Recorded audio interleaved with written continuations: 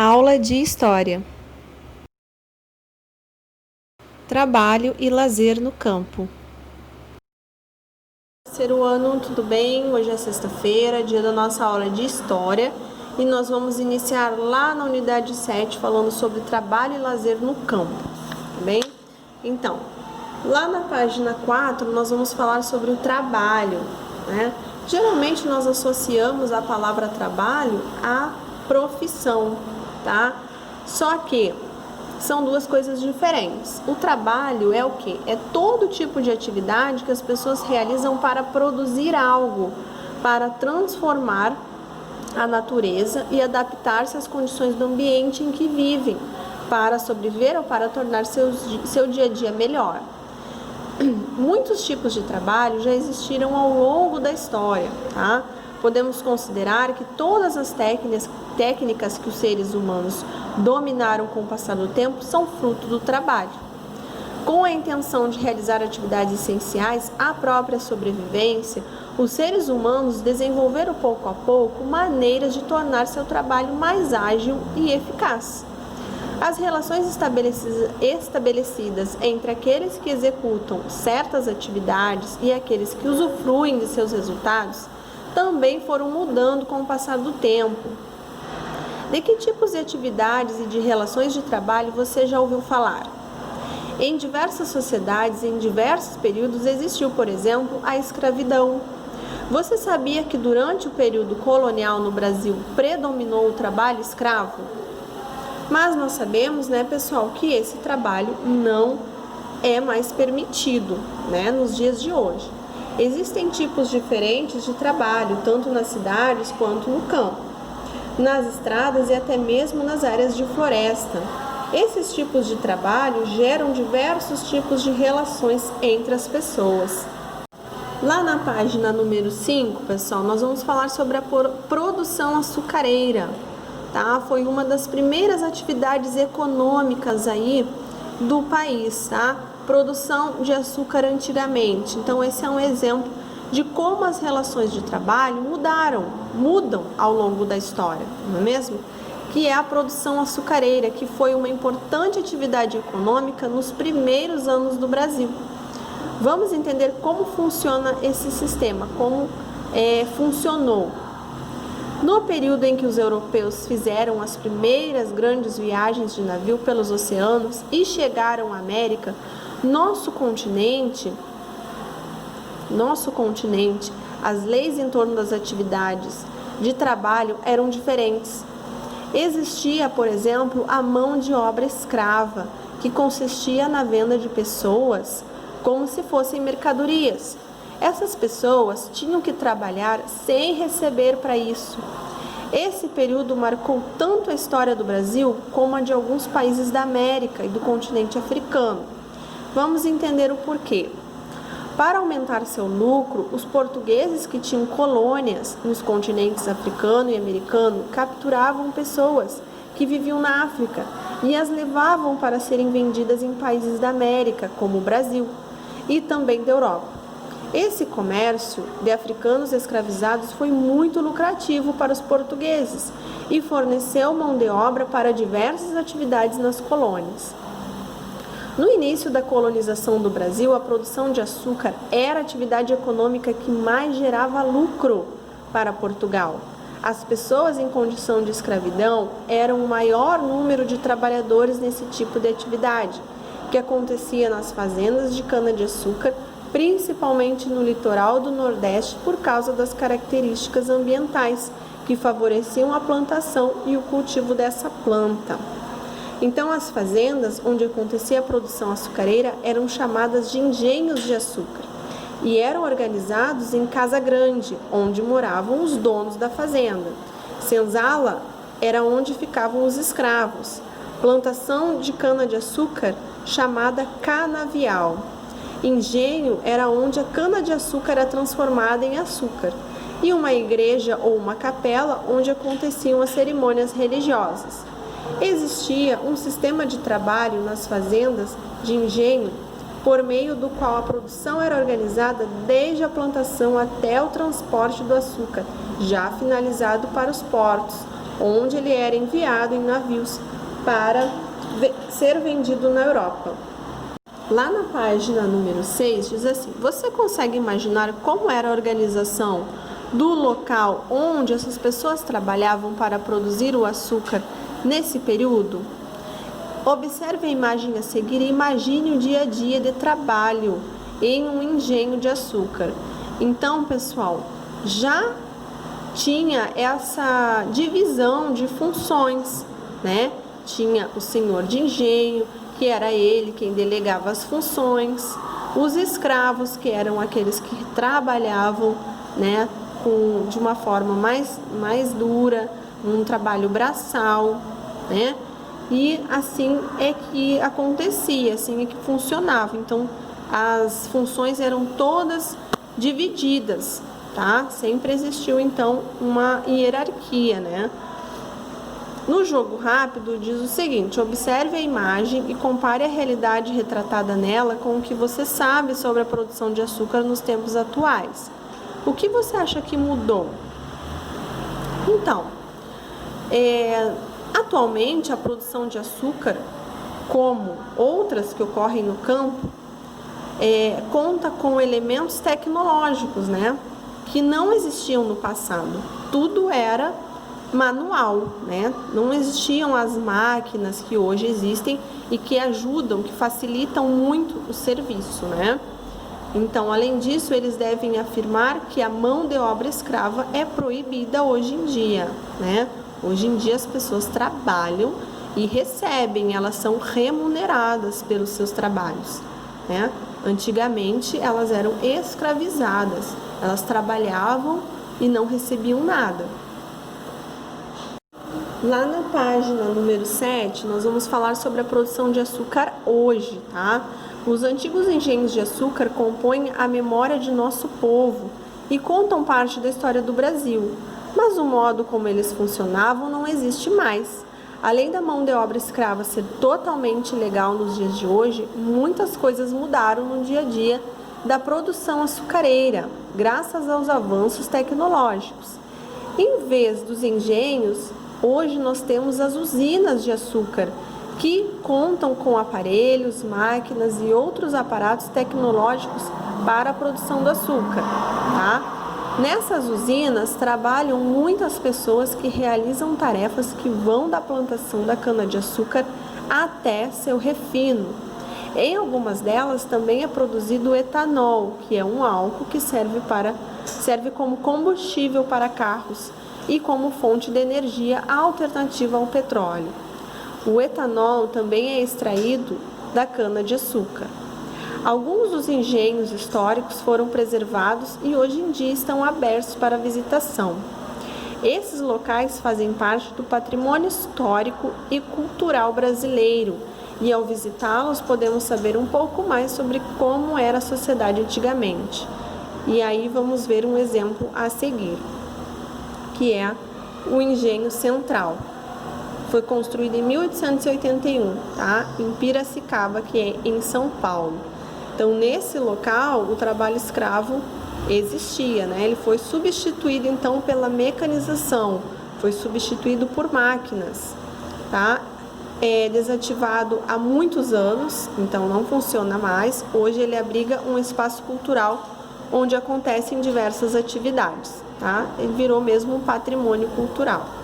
E aí, na mesma página, a gente tem uma perguntinha, um jogo rápido. Em sua opinião, por que é importante preservar construções antigas como os engenhos de açúcar? Então, por que é importante, pessoal, preservar? Porque elas contam, né, um pouco da história e nos ajudam a entender melhor, né, como acontecia antigamente a história do país, né? Então faz parte aí da memória de um povo. Agora, pessoal, lá na página 8 nós vamos falar sobre extrativismo no passado. É uma das atividades mais antigas realizadas pelo ser humano e é o extrativismo, que é o quê? É a coleta de frutos e outros vegetais, a caça e a pesca. No território que hoje nós chamamos de Brasil, a atividade extrativista já era realizada há milhares de anos, pelos povos nativos, aqueles que já habitavam aqui, né? E foi passada de geração a geração, sendo praticada na maioria das vezes por povos tradicionais. Então, com a chegada dos portugueses, muitos saberes indígenas relacionados à natureza, a técnicas de artesanato e confecção de objetos e ao extrativismo passaram a ser praticados pelos colonos. Assim, o conhecimento sobre a coleta de diferentes vegetais e sobre suas propriedades foi sendo transmitido para as populações que ocuparam o território brasileiro ao longo do tempo. Os vegetais eram usados para alimentação, para a confecção de remédios e como tempero, e entre outras finalidades. Na floresta amazônica, durante o período colonial, os indígenas coletavam ervas e outros vegetais que os europeus utilizavam na culinária e na medicina. Muitas plantas, castanhas e frutas que eram extraídas pelos indígenas foram vendidas na Europa a preços altos, como o urucum, o guaraná, o cacau, a castanha do Pará, que ficaram conhecidos como drogas de Platão. Agora, pessoal, lá na página 8, nós vamos falar sobre extrativismo no passado. É uma das atividades mais antigas realizadas pelo ser humano e é o extrativismo, que é o quê? É a coleta de frutos e outros vegetais, a caça e a pesca. No território que hoje nós chamamos de Brasil, a atividade extrativista já era realizada há milhares de anos pelos povos nativos, aqueles que já habitavam aqui, né? E foi passada de geração a geração, sendo praticada na maioria das vezes por povos tradicionais. Então, com a chegada dos portugueses, muitos saberes indígenas relacionados à natureza, a técnicas de artesanato e confecção de objetos e ao extrativismo passaram a ser praticados pelos colonos. Assim, o conhecimento sobre a coleta de diferentes vegetais e sobre suas propriedades foi sendo transmitido para as populações que ocuparam o território brasileiro ao longo do tempo. Os vegetais eram usados para alimentação, para a confecção de remédios e como tempero, e entre outras finalidades. Na floresta amazônica, durante o período colonial, os indígenas coletavam ervas e outros vegetais que os europeus utilizavam na culinária e na medicina. Muitas plantas, castanhas e frutas que eram extraídas pelos indígenas foram vendidas na Europa a preços altos, como o urucum, o guaraná, o cacau, a castanha do Pará, que ficaram conhecidos como drogas de Platão. E lá na página 9 nós vamos falar sobre o extrativismo hoje, nos dias atuais. Ele continua sendo uma atividade muito importante para as comunidades que vivem em regiões de floresta ou em áreas rurais. Então, os vegetais e outros recursos naturais precisam ser conservados para que essa prática continue sendo realizada e o modo de vida das comunidades que vivem do extrativismo se mantenha. Então, por isso, os povos que vivem dos recursos da natureza realizam o extrativismo de maneira sustentável. Práticas dos povos do campo, transmitidas de geração a geração, como o cultivo de plantas, a extração de óleos vegetais, a coleta de frutos, a pesca e etc., são realizadas de um modo que conserva o meio ambiente e assim ajuda a manter o ecossistema equilibrado. O que é o ecossistema? É um conjunto de seres vivos e não vivos e suas relações. Então, nos dias de hoje, eles continuam realizando essa atividade, o extrativismo, mas de uma maneira sustentável, de uma maneira que não prejudique o meio ambiente, né? Lá na página 10, pessoal, nós vamos falar sobre a pecuária no passado, tá? É uma outra atividade também importante que começou a se desenvolver no Brasil desde o período colonial, foi a pecuária, que é o quê? A criação de gado. Inicialmente, a atividade estava concentrada nos engenhos e o gado era utilizado para mover as moendas, que trituravam a cana-de-açúcar, e para a alimentação dos trabalhadores e de outros moradores que habitavam as fazendas. O gado também era usado como meio de transporte, assim como para a confecção de roupas, sapatos e chapéus de couro. A criação de bois era a segunda principal atividade econômica no Brasil colonial, sendo superada apenas pela produção açucareira. A criação de gado precisava de uma quantidade bem menor de trabalhadores do que a produção de açúcar. Por isso, as relações de trabalho na pecuária eram diferentes das relações de trabalho nos engenhos. Os vaqueiros, que eram os homens que trabalhavam com os bois, por exemplo, eram geralmente trabalhadores livres. Com a expansão dos engenhos de açúcar, foi necessário criar o gado em territórios afastados das plantações de cana-de-açúcar, e assim começou a colonização do sertão. A cultura dos vaqueiros, que começou no Brasil colônia, é muito importante no interior do Nordeste brasileiro até os dias de hoje. E agora, pessoal, na página 11, nós vamos falar sobre a pecuária nos dias de hoje, atualmente. Então, além da pecuária, que ocupa grandes propriedades rurais com o gado criado solto, existe também a pecuária que utiliza tecnologias avançadas para que o gado seja criado confinado em pequenas áreas, o que possibilita criar um maior número de animais e aumentar a produtividade. O uso de máquinas, computadores e outras tecnologias avançadas tem auxiliado o desenvolvimento da produção no campo. Com esses recursos foi possível ampliar o comércio, bem como aperfeiçoar a qualidade dos alimentos produzidos.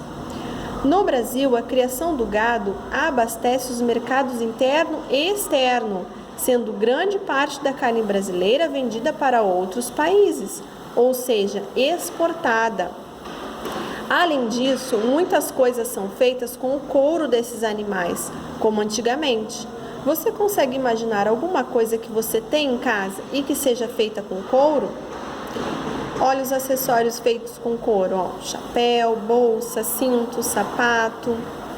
Ao longo do tempo, as relações de trabalho nas áreas rurais mudaram bastante. Embora algumas atividades sejam parecidas com as que ocorriam há muitos anos, não podemos dizer que o dia a dia rural da atualidade é semelhante ao cotidiano do passado. Entretanto, é importante compreendermos que o passar dos anos muda muitas coisas, mas sempre deixa algumas permanências, como os costumes e as tradições que constituem nossa cultura, né? E aqui a gente tem aqui um exemplo, um desafio. A imagem a seguir representa uma manifestação cultural brasileira que surgiu na área rural e se tornou uma festa popular, que é a festa do Bumba Meu Boi, tá? E aqui tá falando, Bumba Meu Boi, em São Luís do Maranhão. Então é uma manifestação cultural que até hoje acontece aqui no Brasil.